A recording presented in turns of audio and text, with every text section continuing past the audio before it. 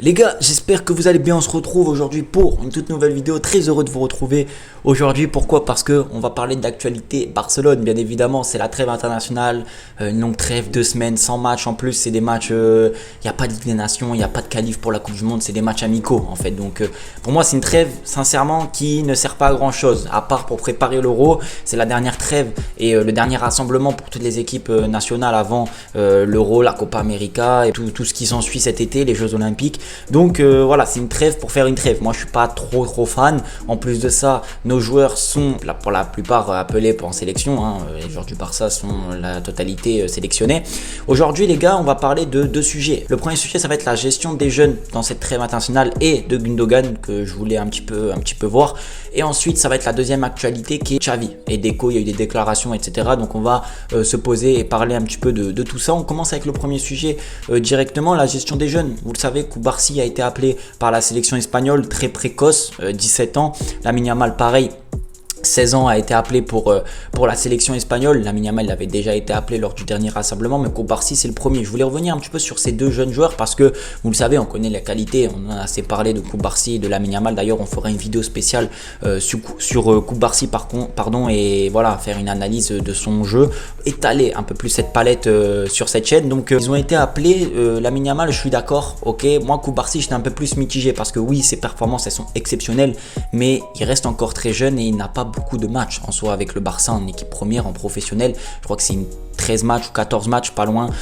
Pour moi, c'est peut-être pas suffisant pour être appelé en équipe espagnole. Alors, je ne remets en aucun cas les qualités de Cubarsí. On l'a vu, c'est exceptionnel ce qu'il fait. Il est trop fort. Et voilà, il y a quand même des joueurs expérimentés en Espagne, en défense et tout. Donc, pour moi, c'est peut-être un peu le jeter dans la gueule du loup assez tôt. Alors oui, Lamine Yamal a aussi été appelé par le sélectionneur espagnol, mais Lamine Yamal, il commençait déjà un peu à être confirmé. Ses performances, voilà, c'était sur une longue durée. Là, aujourd'hui, 12 petits matchs de Cubarsí en équipe première. J'aurais préféré qu'il saute sincèrement cette trêve, que le sélectionneur espagnol, même s'il méritait d'être sélectionné, qu'il ne le sélectionne pas, qu'il le fasse tranquillement reposer ou sélectionner avec les moins de 21, pouvoir un petit peu avoir un moins d'intensité. Là ça va être un match contre, il me semble, la Colombie et le Brésil, si je dis pas de bêtises. Bref, des matchs assez compliqués, assez intenses, et je voulais revenir là-dessus parce que je pense que le sélectionneur espagnol va les faire jouer, Cubarsí et Lamine Yamal. Je pense que Cubarsí va être titulaire et Lamine Yamal aussi.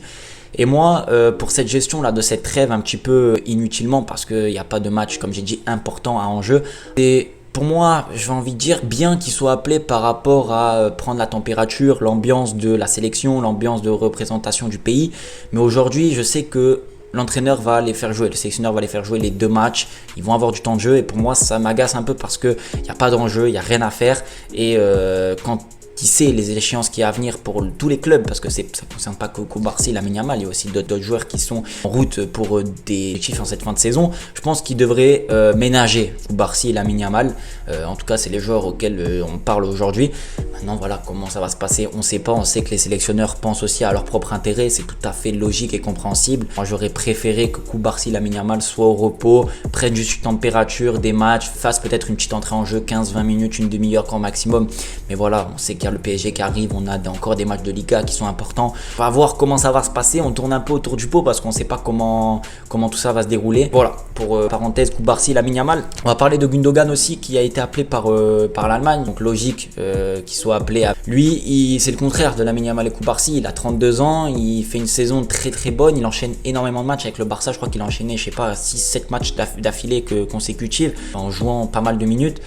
On va voir aussi comment va être son rôle dans cette trêve internationale. Est-ce qu'il va jouer? Est-ce qu'il va avoir du temps de jeu? Est-ce qu'il va se fatiguer? On sait que Gundogan, il avait été blessé quelques semaines par rapport à une petite gêne musculaire. Voilà, faut gérer. On sait qu'il est tellement important dans ce collectif barcelonais en cette fin de saison. Il va l'être, le sprint final, Ligue des Champions, PSG, la Liga. On a besoin de Gundogan, surtout que De Jong est blessé, Pedri n'est toujours pas revenu. Donc on va voir comment ça va se passer. Mais aussi Gundogan, Toni Kroos est revenu. Je pense que on peut faire tourner. J'espère que le sélectionneur allemand fera en sorte de faire de la rotation et de respecter un petit peu les enjeux des équipes en cette fin de saison, et que comprennent que les clubs ont besoin de tous ces joueurs. Voilà. Deuxième information et la dernière de cette vidéo, c'est une petite vidéo actualité tranquille.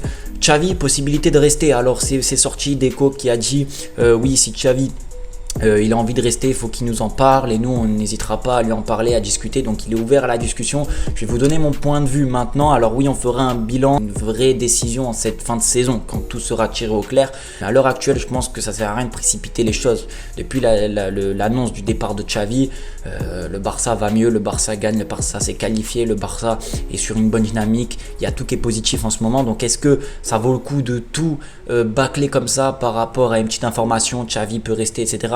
Ça vaut pas le coup, il faut mieux attendre, laisser cette fin de saison se terminer comme il se doit et la décision de toute façon elle sera prise dans cette fin de saison. Si bien évidemment que si Xavi il gagne la Ligue des Champions, et je suis sûr et quasi sûr qu'il y aura une discussion avec les dirigeants et Xavi va peut-être revoir à la hausse ses ambitions et pourquoi pas son annonce. Mais Xavi, il a pris une décision, moi je suis mitigé parce qu'il a pris la décision, il a dit devant les médias, il a dit devant les joueurs, sa décision elle est clean. Il y a une autre actualité qui est sortie aussi, qui a dit que voilà, il n'y a même pas 1% de chance que Xavi reste par rapport à la décision, par rapport à sa prise de parole, et on va dire ça serait un petit peu bête et un peu malsain pour lui de dire bon ben je pars et finalement non je pars pas parce que j'ai gagné. Ça serait un peu voilà, un peu bizarre, un peu gênant. Mais aujourd'hui la réalité c'est que si Xavi remporte la Ligue des Champions, bien évidemment que le Barça va devoir ses priorités, va devoir savoir aussi s'ils ont les sous d'aller chercher un autre coach, s'ils ont les sous d'aller chercher un coach, résilier le contrat 10 millions, 11 millions pour faire sauter Xavi, qu'on le sait il n'a pas un énorme salaire, en plus de ça c'est la continuité. Je sais pas, moi dites-moi ce que vous en pensez en commentaire. Je pense qu'il y a autre chose que l'annonce qui va rentrer en compte. Il va y avoir le salaire, la situation financière, les résultats, il y a plein de choses qui vont rentrer en compte. Voilà, c'est ce que je voulais dire en cette petite vidéo et parler un petit peu de ce qui a été dit. Bon les gars, je vous dis à la prochaine, j'espère que la vidéo vous aura plu. Prenez soin de vous et de votre famille. Ciao.